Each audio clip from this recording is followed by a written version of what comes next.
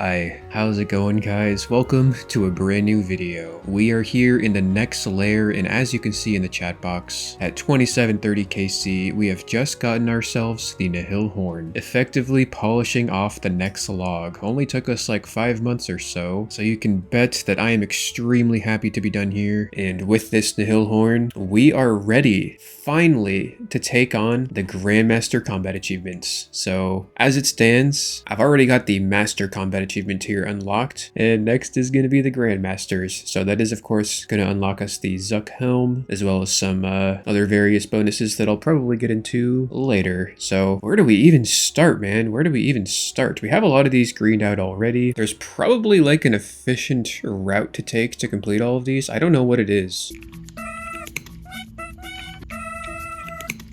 Alright, so we got a bunch of stuff to do in order to get ready for Grandmaster Combat achievements. First things first is I went ahead and did this hard clue that was in our inventory. So what do we get? Ooh, what is that? Dragon Boots Ornament Kit. Wow, that is a good item to get for UIM. We of course already have that. And we are actually soon going to be retiring the Dragon Boots, as we are going to be upgrading to the Prims. Because as of a recent update, you can actually store Dragon Boot variations in the Dragon Boot stash unit here in the basement of the Heroes Guild. So I guess for now we'll just go ahead and have 2 pairs of Dragon Boots G, because why not? And yeah, the Prims are actually going to be kind of a very fast grind, because we're going to need to do 10 Inferno KC anyway, so we're probably going to want to be doing those on task, which means if we're grinding Inferno tasks, we're probably going to get a lot of passive Cerberus tasks as well. So yeah, that is just great. The next thing on the menu here is that I'm going to go ahead and buy like 2,000 nats so we can alch our 1,800 Onyx bolts. So I guess that's probably going to take like a few hours to go through, but that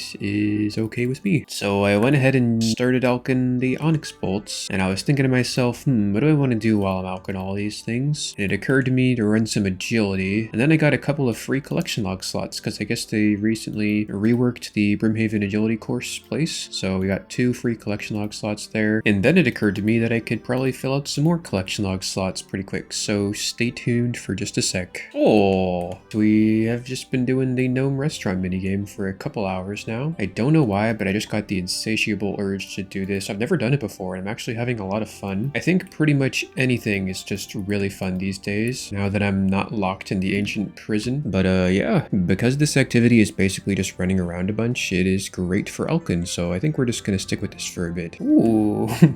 And there is another collection log slot, the good old gnome goggles. We go ahead and put those on. We will be looking mighty snazzy. Honestly, not even bad at all, dude. If I'm not mistaken, I believe these are also storable in the POH. Yeah, I think it goes with this bomber jacket costume. So hold on, let me suicide really quick so we can get that. Here we go. We are on Entrana, and we got our bomber cap and jacket. Yeah, I asked him to combine them for me, and look at that. We got the good old cap and goggles. And yeah, just a very, very nice item to have. It's probably not very, very nice. It's just a thing to have. And now, whenever we want to go to a cool party, we can bring our cool thing. And you know what? I think, considering now that we've died, we've gotten our Armadillo crossbow and our Nihil shards out of the looting bag here, I think it's time that we went ahead and did something. I think if we just use these on here, create a Zarite crossbow. Oh my god, dude, it's happening. Oh, bro. The Zarite crossbow has been created. Dude, fucking look at this thing, man. Oh my god. I didn't know it used 75% spec. I thought it used 50. Okay, interesting. Well, regardless, that is going to be incredibly, incredibly useful for us in the future. I don't really even have to say that. In case you don't know, though, I guess I could just like show you this really quick. I've got some Onyx Bolts E on me. What this thing does is it guarantees the bolt activation effect. So we're going to do an Onyx Bolt spec here. Guaranteed hit.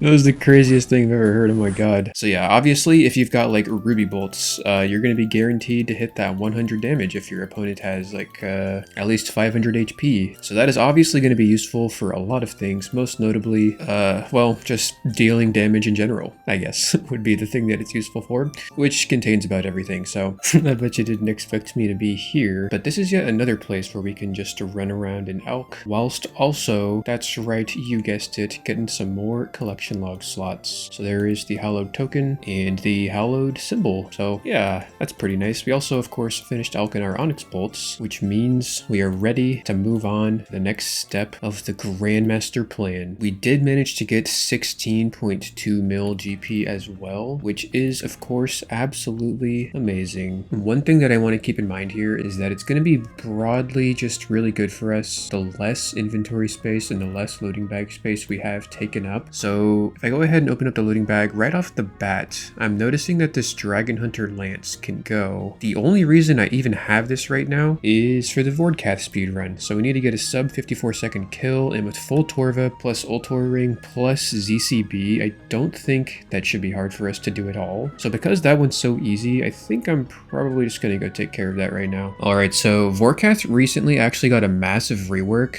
This is what it looks like now. Just kidding, I am just seeing which of you are even paying attention to the video. Shout out to all my second monitor gang folks out there. I am just here at Zalcano because we're actually gonna go ahead and get some crystal shards. That way we can make some divine super combats for the Vorkath grind. Since Zalcano has actually gotten a massive rework, the crystal shards here are some of the fastest that you can get in the entire game. So I'll just do a couple kills here. In the mass worlds, you're guaranteed like a 1-down kill. So this is just like really nice. And you'll probably be seeing more of this place in the near future, as divine potions are probably going to be kind of essential for Grandmaster speedrun times for all the various bosses we need to do. So yeah, and here we go, our first ever ZCB spec on the account. There it is, a nice beautiful 110 damage guaranteed. Well, actually it's not guaranteed. You actually have to succeed in the accuracy roll and then it's guaranteed. So it's like for us with this setup like a 70% chance to hit. Additionally, we are going to be doing this entire grind without anti-fire or super anti-fire potions, because that would take me a long time to get, and I feel like the time spent doing that would probably just be better spent trying to brute force this without those. So we are going to be flicking the anti-dragon fire shield for every attack. It's a little more intense, but it's kind of essential to have the Avernic on for every attack that we're doing, but then that means the boss is going to be hitting us for like 30s or something if we're praying mage, so we're just not going to be able to complete the kill because we're going to die. So that is going to make this a bit harder. Not only do we have to get the RNG on our offense, but we also have to get the RNG on the defense, because I don't think we can actually eat a single time on this speed run unless we get like crazy RNG or something, which is unlikely, of course. And speaking of RNG, according to our DPS calculator here, it looks like our max hit with this setup is 69. Nice. If we scroll down, we've got this time to kill graph. We need to kill him in 54 seconds, which is 90 game ticks. So it looks like we have an 11% chance to do that. However, that doesn't include the acid phase where we deal half damage for like 7 attacks, or the spider phase where we don't deal any damage for, I don't know, a while, I guess. So probably ends up being closer to like 2 to 3% chance, I would guess. And once again, that's just in terms of our offense. To get lucky on the defense, not taking too much damage, I don't even know. I would imagine this is probably like a 1 in 200 or something, honestly. But yeah, so as you're seeing here, when the attempt's not working out, we just teleport to the POH with our construction cape in the inventory. I have it set to left click teleport to POH, so I can just one click it. We use the pool, and then we left click teleport back to Relica with our Fremenic boots, rinse and repeat, and eventually, hopefully, man, we can get this. Hey, our first ever sub 1 minute. Okay, well, at least we're doing something right. I have been sending these attempts for probably, I don't know, maybe close to 2 hours at this point. It's currently 2 in the morning, so I gotta go to bed. But yeah, I didn't even notice it was 2 a.m. because I'm having so much fun. So that is something that you certainly love to see. I guess I'm sending one more attempt before bed, so imagine we get it here. Narrator, : he didn't get it here. And then the fabled run occurred. Starting off strong with the good old 110, followed up by the 50 with the lance. I get hit 31 by the boss's melee attack because they do this step back thing wrong, so that's pretty costly. We are still maining high hits on the boss though, so that's great. We end up getting hit a 20 into a 25 because I didn't flick on the Dragonfire shield. I'm thinking like, shit dude, we're 20 HP, but this is such great DPS, so I go ahead and eat our only potato. Luckily it's right at the spider attack, so it's pretty safe. I'm pretty sure the spider phase is better than the acid phase. I'm not actually sure though. Lots of 40 plus hits with the lance. We are coming in hot. And boss is at 163 HP, a couple more hits. At this point we are now at 30 HP, which means he can actually one hit us. Drop it down to 14 HP, bro. We are risking this because this is definitely the fastest pace I've ever had. Is that it? Is that it? Is that it? Is that please? Oh, oh, oh, yes. Yes. Whew.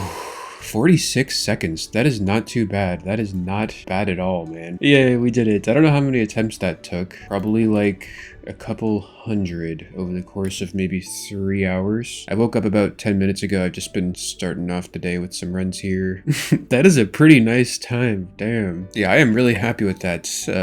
We are going to be leaving here probably forever, I guess. I don't know. Yay, we did it though. That's great, man. If we go ahead and open up the combat achievement log, you will now see another one is all greened out. So that was really fun. That was like so fun. I loved to do that. It was fun. It was stressful, but it was fun. We kind of chanced it at the end there, and it would have been really sad if we died, but we didn't die. We did it, and now we are going to move on to another boss. Which boss, you might ask? I don't know.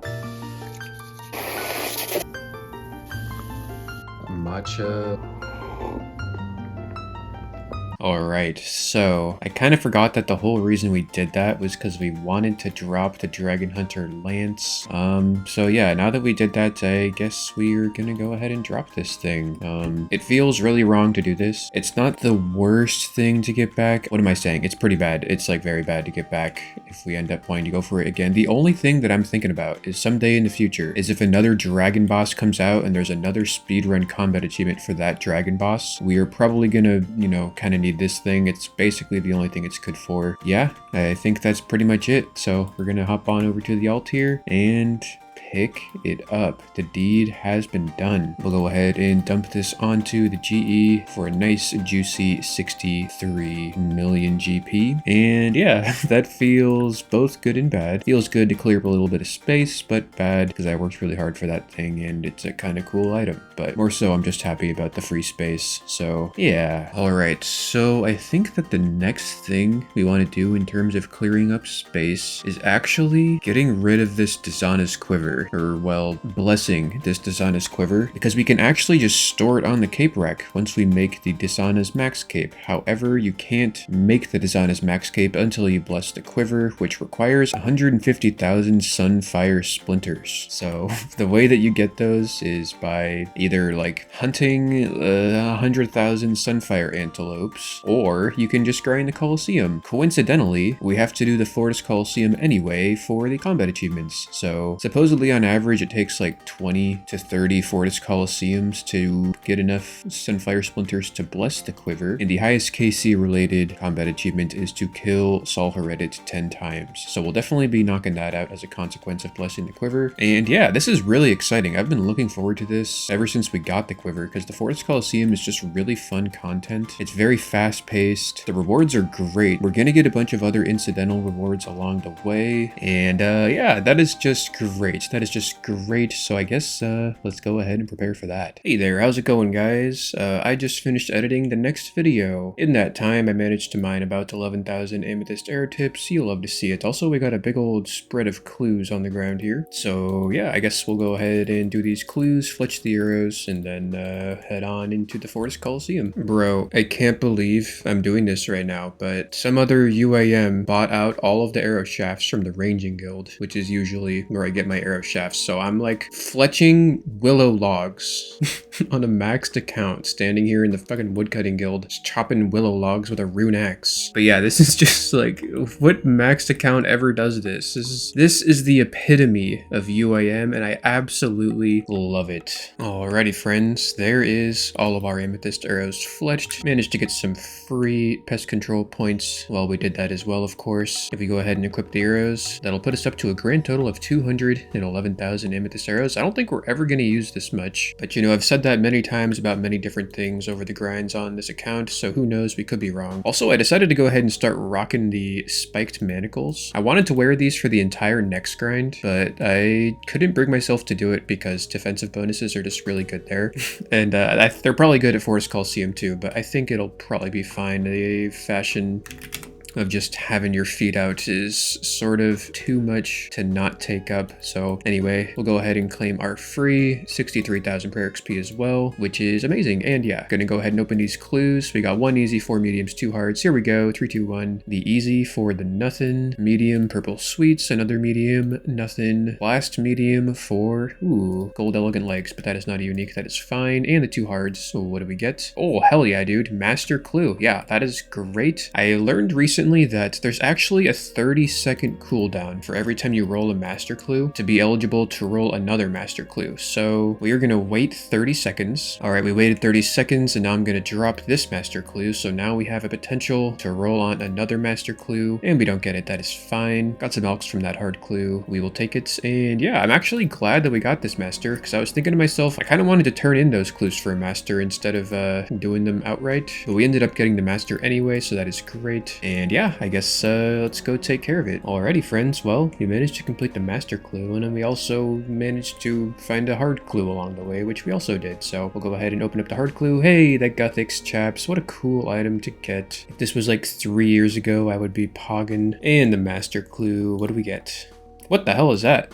Jungle Demon Mask. Alright, we'll definitely take that. And nice little 7 rolls on the reward table. Always looking very nice. We'll go ahead and throw both of these into the POH, most likely never to be seen again. Alright, so we are just about ready to go. The last thing I'm going to do here is actually come on over to the #1 rune shop to buy death runes at. It's one of 2 shops in the game that stocks 500 death runes per world. And that is the one that's over here in Cam Torum, which is the place where Perilous Moons is. I'm going to be casting a lot of Blood Barrage over this grind, so I guess I'll probably just go ahead and get a max rune pouch stack of death runes here. Here she is, Nata, and there it is, 500 death runes. Alright, well, decided to finish off the rest of the death runes at the Prifddinas shop. It is 202 GP per death rune instead of the 225 as it is in Cam Torum, so even though it's twice as fast, it does cost about 10% more, which is honestly a pretty fair trade-off. And yeah, the last thing that we're going to do here is go ahead and take out our Bofa from the Master Stash unit over here in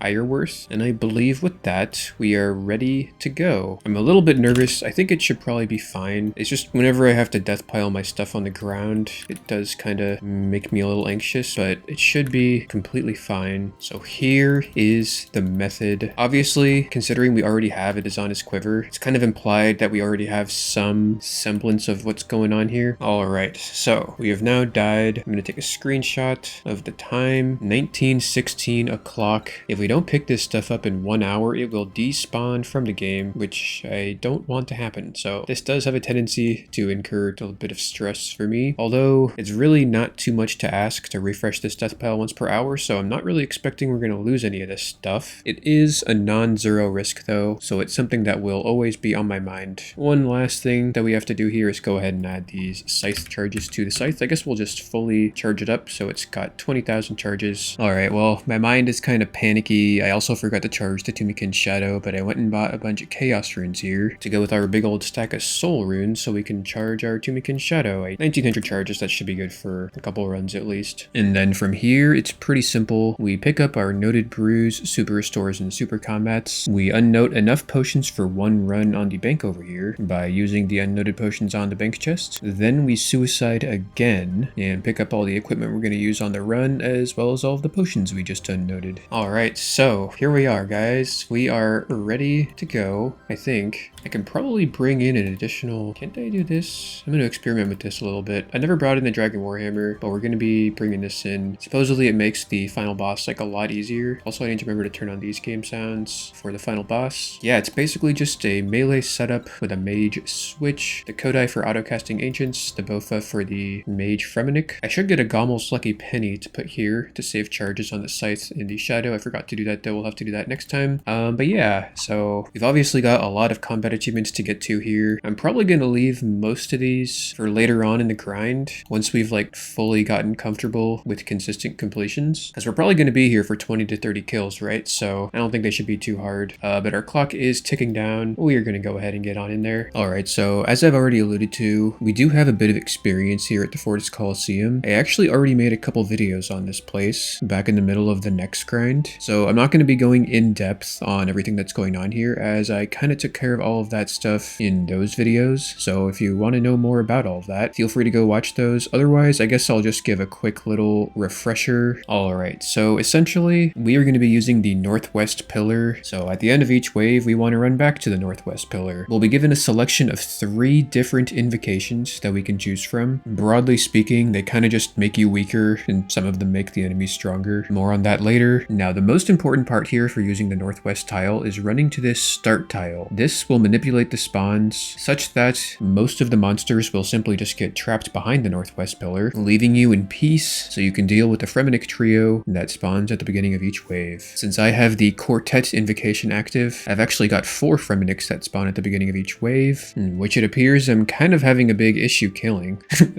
This is my first run in a few months, so I'm not exactly a master at this place by any means. They pretty much just obey the combat triangle, use the effective combat style, and you will be guaranteed to hit your max hit. Pretty simple. Anyway, once you finish them off, it is time to take on the rest of the wave. It looks like for us, we are going to be dealing with the reinforcements that come 40 seconds into the wave. From wave 7 to 11, that's going to be this Minotaur guy. He can hit like a 76 with melee, but you can just safe spot him and he won't hit anything. He will fully instantly heal any monsters within a 6 tile radius, so in most situations it is pretty wise to take care of him first, and once he's down, it's just a bit of cleanup. On the north side of the pillar, we've got both a mage and a manticore. The manticore will use all 3 combat styles, and the mage is just gonna mage. The manticore will display above his head the order in which he will attack you with all 3 combat styles, starting at the bottom, so we just so happen to get lucky here. Manticore can either start with a range or a mage attack, and here he has started with a mage attack, which is the same combat style as the mage. This will cause their attacks to sync up, because every monster in here attacks in a denomination of 5 game ticks. The only guy who doesn't attack in 5 game ticks is the Manticore, who attacks in 10 game ticks. So we just burn the major down with the scythe. Side note, we are going to be using the scythe to kill pretty much everything in here at all times, and once we deal with the major, we run back behind the pillar to reset the stack. Now here, getting hit with a Manticore mage and a ranger range at the same time would not be good, so we use a basic Inferno-esque off-tick strat. By standing in the middle of the pillar and then running out to the south side, the guy in back will see you instantly, and the guy in front will take an extra tick, effectively off-ticking them. And once you've killed everybody, then the cycle repeats. And look at you, just like that, you're a Fortis Coliseum master. Oh, shit, I kind of forget how to do this.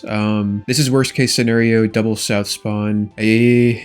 Yeah, I don't know. I think we probably just could have flicked, but I just got kind of overwhelmed with the Fremenniks. No worries though. That was a great first attempt. I think we're gonna have to get that sort of stuff down if we're gonna get like 20 to 30 KC here, so I'll just take it as a chance to better myself. Also, I was incredibly paranoid about my stuff despawning from the game, even though I know that an hour hadn't passed. I just cannot shake the weight of losing like 4 years worth of PVMing, and so I have devised a little test here to help calm my nerves. I will be logging out for a few hours, leaving some of these low stakes items on the ground. I've never done this before because I've been too paranoid, but the way that the game works now is that these should be here when I log in, and we're gonna have to be doing this a lot over the course of this grind, and I hate this. I hate it, but I need to get more comfortable with this, so yeah, we'll see you guys in a few hours. Alrighty, we are logging back in, and would you look at that, our stuff is indeed here, which means the test is complete. You can leave items on the ground indefinitely, and they will not despawn so long as you're not logged in. The timer will not tick down. I need to internalize this. I am going to do one slight little alteration. I'm going to set our equipment tab to F4 and switch our spellbook to F5. This is the only time I've ever messed with this stuff. I've had this configuration for like the longest time, but we actually are going to want to unequip some items on the final boss for the parry attack. So I'm probably going to try and panic cast Blood Barrage like a million times, and I'm going to switch to the wrong tab, and I'm going to have to like try and ingrain this muscle memory into my psyche. The good old trusty double Blood Barrage combo. Get fucked major and ranger at the same time whilst healing, and then we come in for the melee switch to really show him who's boss. I have never done this sequence in my entire life, but this works. This works. Watch this. You go here.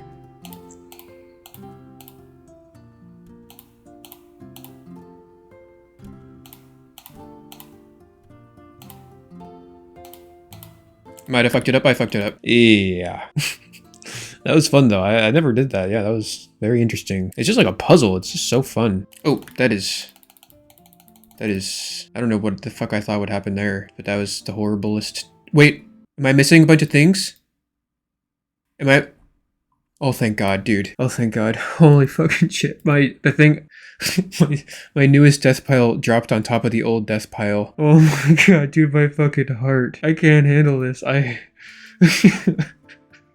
That was a horrible, horrible feeling. But everything is just on this tile. We're safe. We're safe. If you thought the double blood barrage and stuff was crazy, you better look out, because here comes the triple blood barrage and stuff. Except we're not hitting, so you would never think it's happening. But trust me, it's happening. We're rolling the damage on this mana core. I'm like 99% sure. Oh no, we finally got it. There we go. Yep. See, I was right. All you doubters out there, what are we gonna do with you?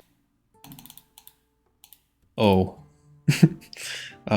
Whoops. Alrighty, friends, we are waking up for the day here. The moment of truth. Are the items going to be on the ground? And they are. Alright, so it is all but confirmed. You can indeed store items on the ground. I had gone to bed last night with all of my items on the ground, but I just could not sleep. I literally couldn't sleep, so I had to wake up and pick up like most of them, so I just left a few on the ground.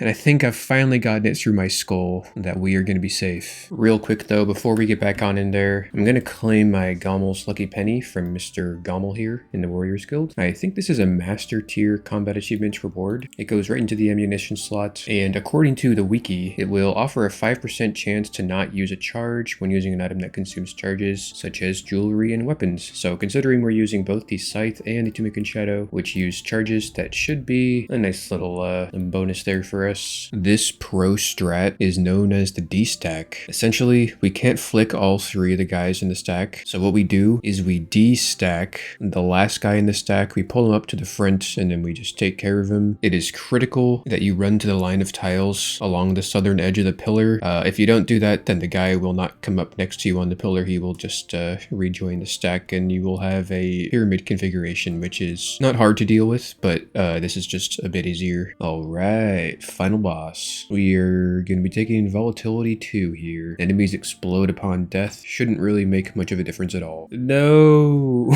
What am I doing? Why did I do that? That's alright. I think it took us like, what, 7 or 8 attempts to get to the boss, and then we got him to 200 HP, so that's not too bad. Yeah, but yeah, that's good. That's fine. I feel good about it. If you stand here, the guy over there on the far pillar will still be stuck, but you will also be able to target the guy on the close pillar whilst simultaneously standing outside of the pathing of the solar flare little orb thing that damages you. One of the last useful tools in your arsenal is going to be the Run Southeast tool. If you don't know how to deal with your stack, you can always just opt to run southeast. As you can see here, it yields us a 1v1 with the mana core, followed by killing 2 rangers at the same time, which are both incredibly easy.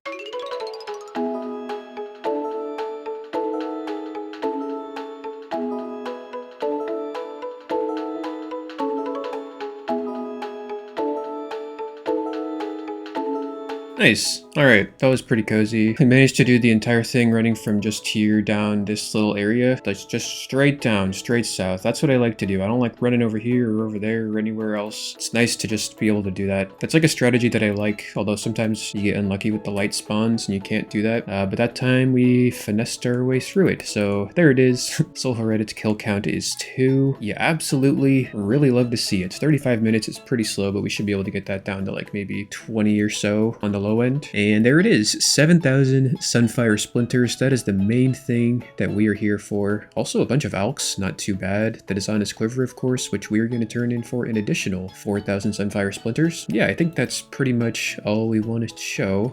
Yeah, that feels great. That feels just totally great. Good job, everybody. We did it. Now we just have to do it like 20 to 30 more times. I think that's probably a pretty high roll, 7,000. Yes, trade for 4,000 Sunfire Splinters. You can also gamble it for the pets, but we aren't going to be doing that. Nice. We did it. We're up to 11,000, so we need an approximate 14 more of those exact runs for the 150k. Let's see, I guess we go and alk all this stuff really quick and then try and come back before all of our stuff despawns. We've got about 18 minutes, so we should be fine. Yeah, I think that's probably what we'll do. And so he did. And then after he did that, he ran a bunch more Fortis Coliseum, which he had an absolute blast doing. So if you want to be notified when that video drops, feel free to subscribe. And as always, guys, thank you for watching. Stay safe out there. Take care. Until next time, I love you. Bye. Massive shout out to the YouTube members. At the silver tier, we've got Chester, Thornforge, Brendan, Toasty the Wizard, Benjamin H, Cookie Cake, Gangplank Main, Kenneth M, Jared H, Nihilism Rip, Trogathor, Chicken Noodles, Clump, Alfredo, GPT, Cope, Fruboy, Jacob P, and our newest member, Sam M. For the gold tier, we've got Aya, Misks, David Boone, Belham, Kill the Queen, Dubbing Till Death, Gilly, Obtainable Beer, MF, Unworn Tripod, Sobski, Big Dick 69, It's Litz, and Romelu Scorelot. Cheers, guys. See you in the next one.